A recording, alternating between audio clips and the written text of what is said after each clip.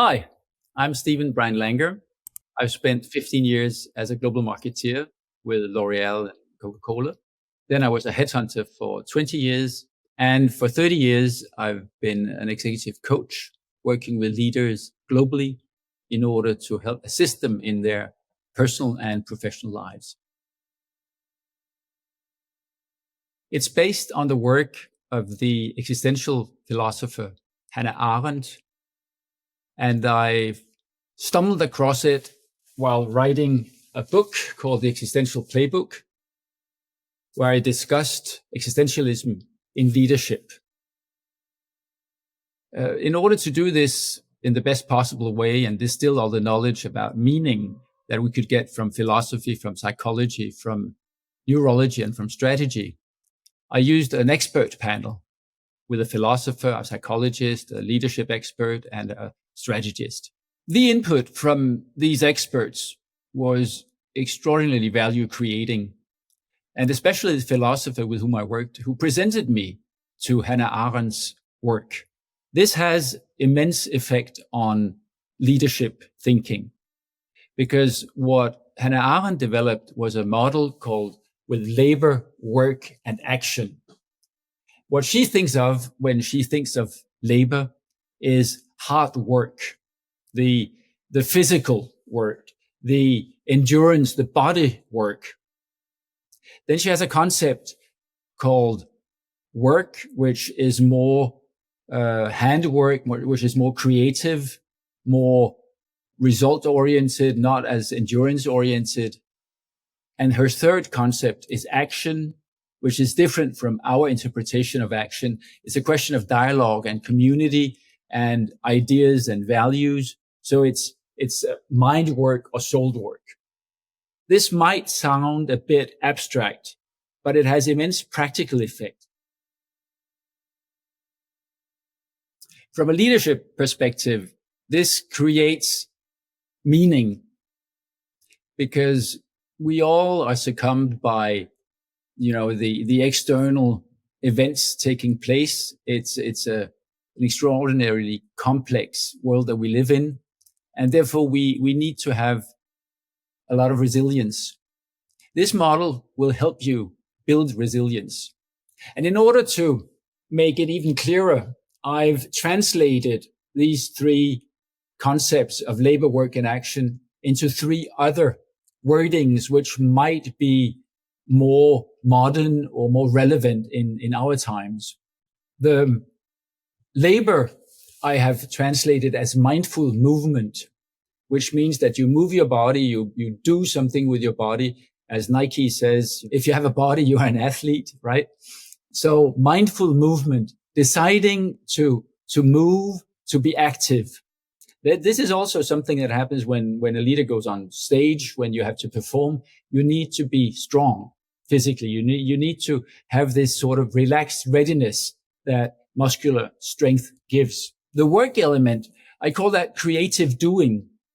And the manifest of this is a product, right? You create something.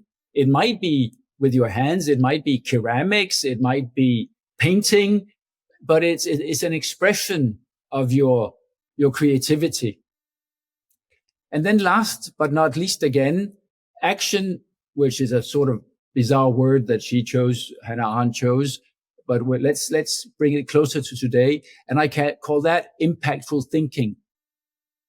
So not thinking for yourself, not only being an introvert, but thinking and communicating externally in order to have an impact, because thoughts in themselves are simply vaporware. They go nowhere. They stop existing. But if you communicate it and you sort of take responsibility for a signal or a message, then it has an impact.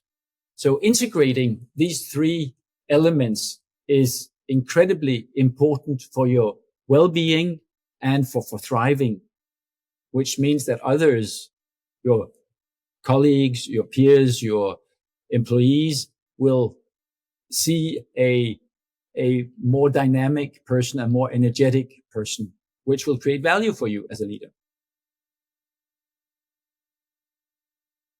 The key takeaways from our discussion here is that it's worth being reflective. Reflection time is productive. When I talk to my coaching clients, I recommend that they use 2 hours per week without any computer, sitting down, thinking about where they're going, thinking about the direction in which they're going.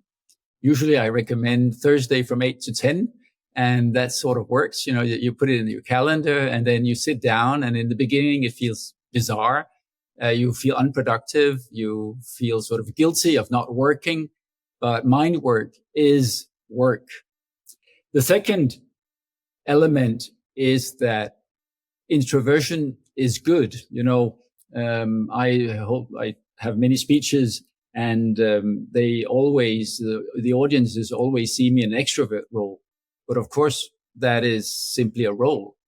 You need to have time to think. You need to have time for yourself. You need to respect the value of introversion. And it might come as a surprise to you, but many and probably most top executives are introverts. They are professionally extroverts. The third key away is that you need to respect your body. We all have a body. And again, as Nike says, if you have a body, you're an athlete. And we need to be resilient. You need to, even though you're busy, even though you don't think you have time, you need to exercise in order to have this pool of resource that you can use under a crisis. We are in a system or in a time where there's perpetual crisis, and we need to be able to calm others. What we do with the children, our children, is that we say it's going to be all right. We need that to be role models in our attitude. So the three key takeaways is reflection is good. It's okay to be introvert, and take care of your body.